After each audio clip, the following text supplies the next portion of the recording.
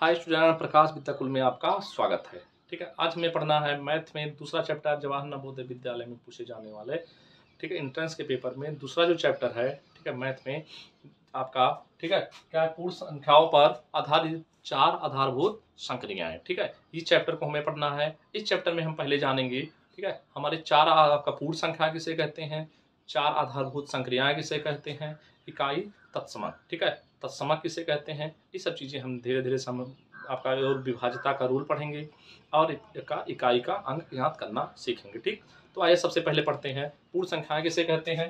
ठीक है, ये आपका चैप्टर का नाम है पूर्ण संख्याओं पर और 4 आधारभूत संक्रियाएं। ठीक, ये चैप्टर का नाम है। तो सबसे पहले हम देख लेते हैं पूर्ण संख्याएं किसे कहते हैं, उसके बाद अब ये चारों आधारभूत संक्रियाएं हम एक एक करके देखेंगे। ठीक, तो सबसे पहला नियम क्या है आपका, सबसे पहला नियम है आपका पूर्ण संख्याएं किसे कहते हैं, वो हम पहले पढ़ लेते हैं। ठीक, पूर्ण संख्याएं जब क्या है, प्राकृतिक संख्या में शून्य को भी हम जोड़ लेते हैं। ठीक, प्राकृतिक संख्या में 0 को भी जोड़ देते हैं, तो ऐसी संख्या को हम नाम देते हैं पूर्ण संख्याएं। ठीक है, यानी कि 0 को और क्या करते हैं, पूर्ण आपका प्राकृतिक जो संख्या है, प्राकृतिक जो संख्या है उसको भी हम जोड़ देते हैं, प्राकृतिक संख्या इसको भी जोड़ देते हैं।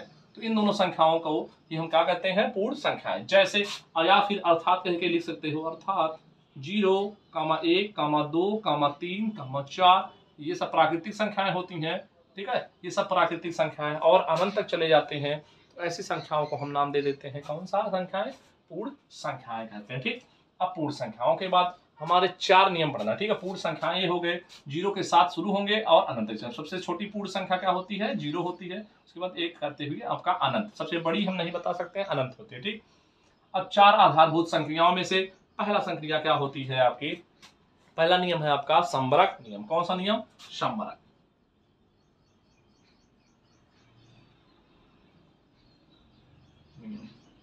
अब संबरक नियम क्या है, ध्यान देना, संबरक नियम क्या है, बहुत ही आसान है। संबरक नियम क्या है, आपका 2 संख्याएं होंगी, दोनों को जोड़ने के बाद हमारा क्या हो जाए, उत्तर आ जाता है, या दोनों संख्याओं को गुणा करने पे हमें जो आंसर मिल जाता है। ठीक है, उसे हम क्या कहते हैं, इस नियम को कहते हैं संबरक नियम। जैसे क्या है आपका 3 + 4 बराबर क्या हो जाए, 7। ये कौन सा नियम है, संबरक, ये संबरक का जोड़ का नियम। ठीक, दूसरा नियम क्या कर सकते हो, जैसे 3 × 4 कर दें, गुणा कर दें, तो 3 में 4 गुणा करेंगे तो हो जाएगा 12। ठीक, 12 हो जाएगा, या 3 + 4 लिखो बराबर 7, या 3 × 4 12 आपका 12 हो जाए। ठीक है, ये कौन सा नियम होता है, यही होता है आपका संबरक नियम। ठीक है, ऐसे 5 + 8 कर दें, ठीक है, और 5 जोड़ेंगे तो क्या हो जाएगा, 13 हो जाएगा।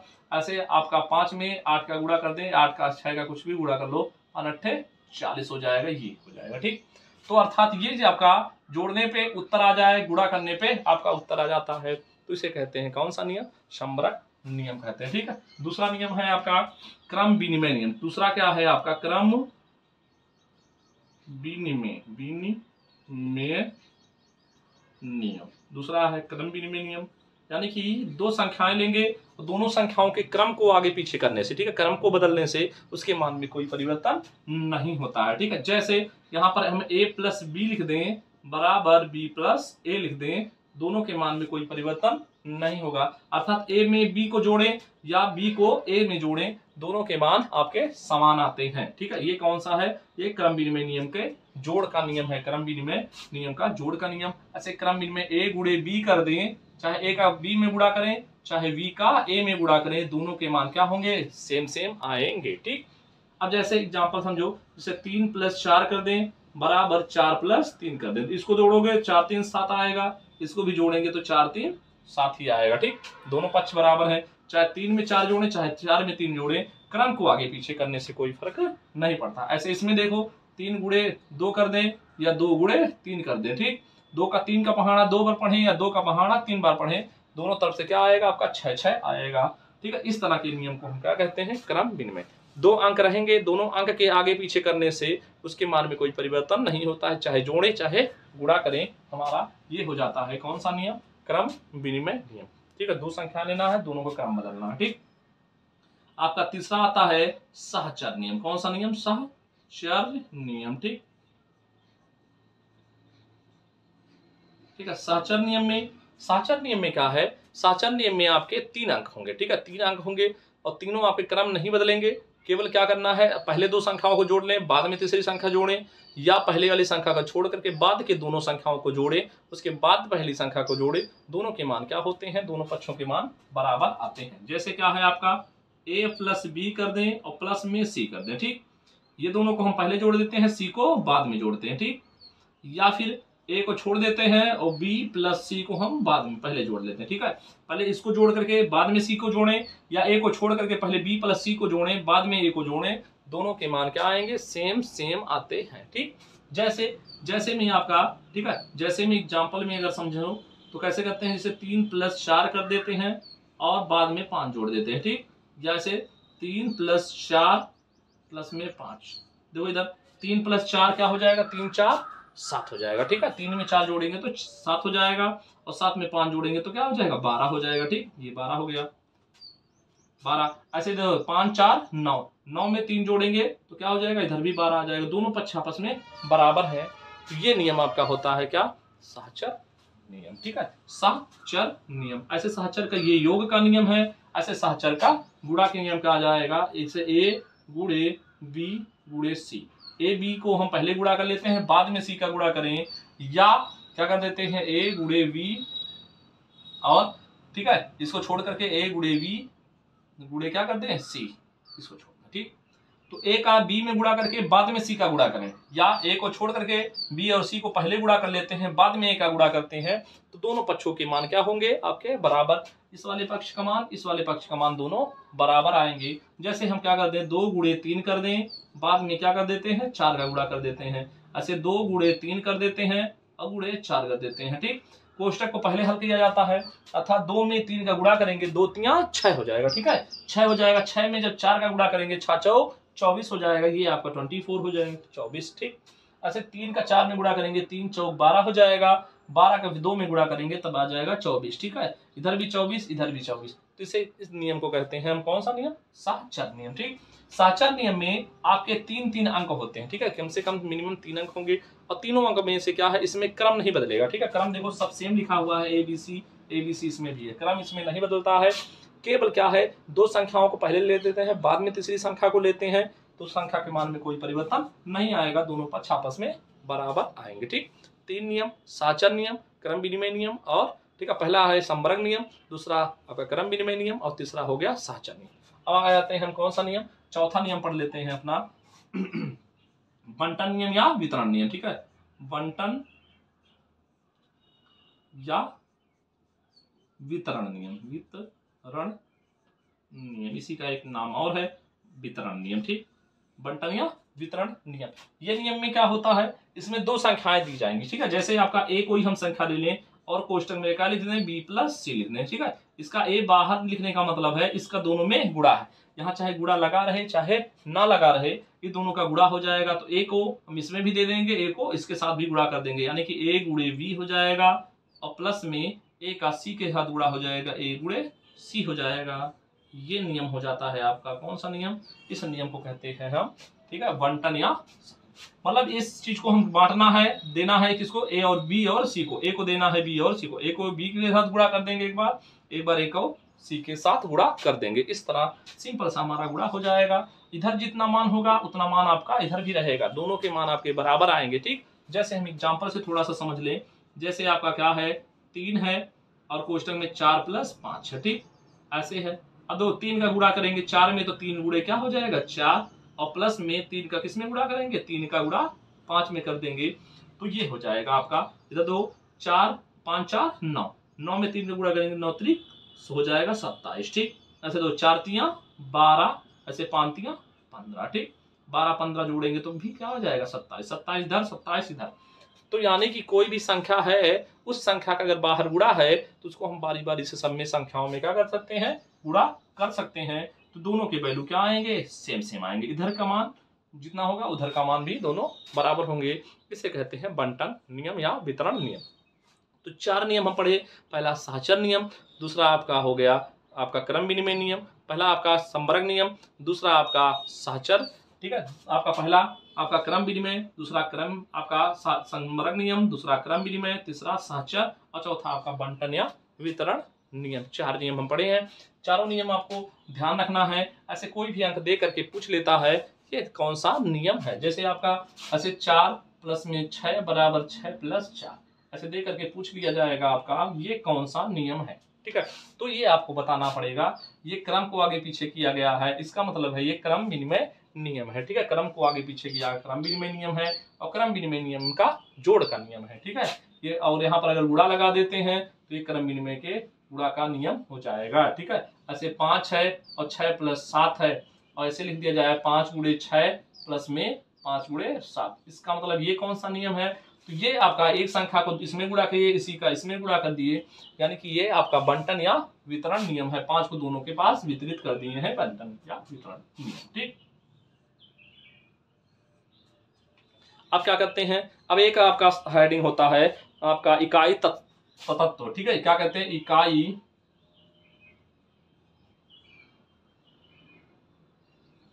इकाई तत्व, या इसी को कहते हैं इकाई तत्समक, इकाई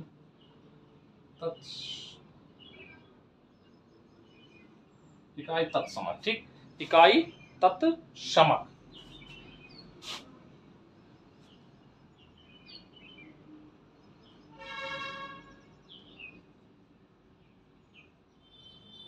इकाई तत्समक। ठीक है, आपका इकाई तत्व या इकाई तत्समक किसे कहते हैं, इकाई तत्व या इकाई तत्समक किसे कहते हैं, जोड़ की क्रिया में। ठीक है, जोड़ की क्रिया में क्या होता है, जोड़ की क्रिया में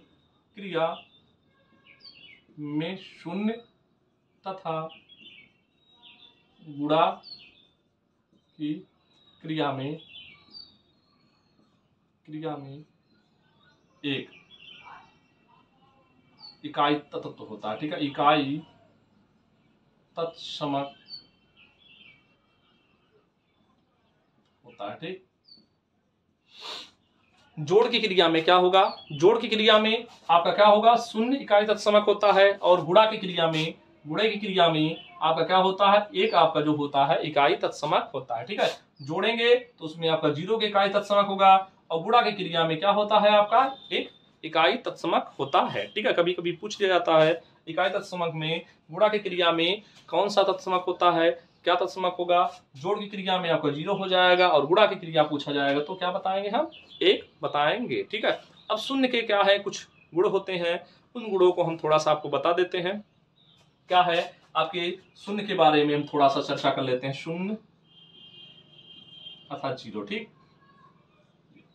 देखो 0 के बारे में हम पहला बताएं, क्या 0 का किसी संख्या में जब हम 0 को जोड़ते हैं तो उसके मान में कोई परिवर्तन, उस संख्या के मान में कोई परिवर्तन नहीं होता है, ये हम पहला कंडीशन कह सकते हैं। ठीक है, जैसे 1 + 0, ठीक है, क्या हो जाएगा, ये आपका 0 हो जाएगा। ठीक, क्या हो जाएगा, अगर हम किसी संख्या में 0 को जोड़ते हैं तो उसका वैल्यू क्या आएगा, 1 ही आएगा, उसमें कोई परिवर्तन नहीं होगा। ठीक, अगर हम क्या करते हैं, a में अगर 0 जोड़ दें तो क्या हो जाएगा, तभी आपका a ही आएगा, उसके वैल्यू में कोई परिवर्तन नहीं होता। ठीक है, किसी भी संख्या में अगर हम 0 को जोड़ देते हैं, ठीक है, 0 को जोड़ देते हैं तो उसके वैल्यू में कोई परिवर्तन नहीं आएगा, अर्थात उस संख्या में कोई परिवर्तन नहीं आता है। दूसरा क्या है, अगर हम 0 का किसी संख्या में गुणा कर देते हैं तो पूरा संख्या क्या हो जाता है, 0 हो जाता है। ठीक है, कोई भी संख्या है अगर हम उसमें 0 का गुणा कर देंगे तो पूरा संख्या क्या हो जाएगा, 0 हो जाएगा। ऐसे का में हम क्या कर देते हैं, 0 का गुणा कर दें तभी आपका संख्या क्या हो जाएगा, पूरा 0 हो जाएगा। ठीक है, 0 जोड़ने या घटाने पे संख्या के मान में कोई परिवर्तन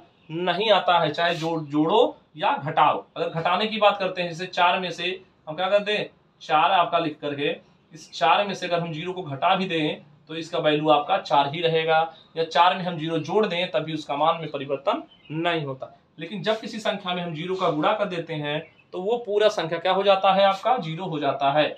जैसे क्या है, आपका इतना बड़ा संख्या है, इसमें हम 0 का गुणा कर दें तो ये भी क्या हो जाएगा, आपका 0 हो जाएगा। ठीक, चलिए आगे तीसरा नियम क्या कहता है 0 का, यदि हम क्या करते हैं, 0 में ठीक है, 0 में किसी संख्या से भाग देते हैं तो इसका वैल्यू क्या आता है, 0 ही आता है। ठीक, किसी संख्या में 0 से भाग देते हैं, अगर 0 में किसी संख्या से भाग देते हैं, जैसे 0 में हम किसी से भाग दे दें तो इसका मान हमेशा 0 आएगा। 0 में किसी भी संख्या से भाग दें तो उसका वैल्यू क्या आएगा, आपका 0 ही आएगा। ठीक, अब आगे आते हैं, चौथा नंबर क्या कहता है, चौथा नियम पढ़ लेते हैं, किसी संख्या के पावर। ठीक है, कोई संख्या है अगर उसके घात में हम क्या लगा दे, 0 लगा दे। कोई सी संख्या के पावर में अगर 0 लगा दे तो उसका वैल्यू हमेशा 1 होता है। या आपका कोई भी संख्या है, जैसे आपका 1 ही है या a है, a के पावर में अगर 0 लिख गया है तो इसका वैल्यू क्या हो जाएगा, 1 ही हो जाएगा।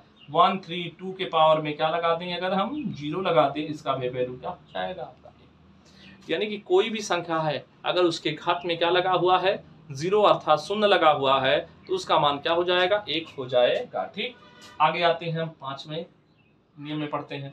0 से किसी संख्या में, ठीक है, 0 से किसी संख्या में भाग दें। अगर हम 0 से किसी संख्या में भाग दे देते हैं तो इसका मान आपका अनंत मिल जाता है। क्या मिल जाता है, अनंत हो जाता है। ठीक, क्या कहते हैं, अनंत, इनफाइनाइट हो जाता है। ठीक है, इनफाइनाइट।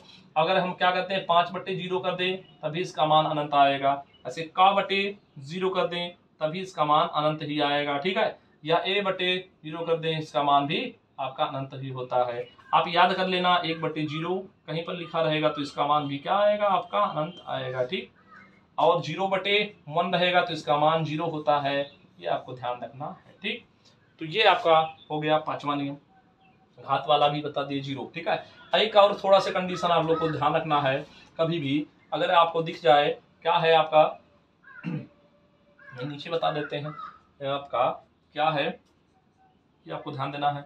0/0 होगा तो इसे कहते हैं अपरिभाषित, अपरिभाषित कहते हैं इसको, हम परिभाषित ही नहीं कर, परिभाषित। ठीक, आपका इनफाइनाइट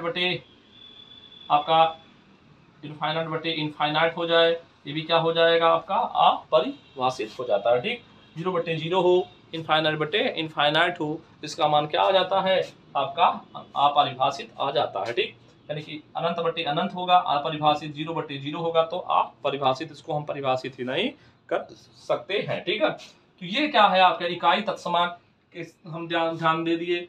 पूर्ण संख्या किसे कहते हैं, और आपके चारों नियम आपके क्या है, संवर्ग नियम, क्रम विनिमय नियम, सहचर नियम और आपका बंटन या वितरण नियम। चारों नियम को आपको ध्यान रखना है। चारों नियम पे से क्वेश्चन जरूर बनते हैं, बहुत ही इंपॉर्टेंट टॉपिक है। आगे नेक्स्ट क्लास में हम लोग देखेंगे कि आपका विभाज्यता का रूल किसे कहते हैं, एक एक करके हम विभाज्यता, 1 से विभाजन, 2 से विभाजित संख्या, 3 से कैसे पता करेंगे विभाजित, और 4 से सभी संख्याओं से विभाजित संख्या हम नेक्स्ट क्लास में देखेंगे। आज की क्लास को यहीं पर समाप्त करते हैं। धन्यवाद।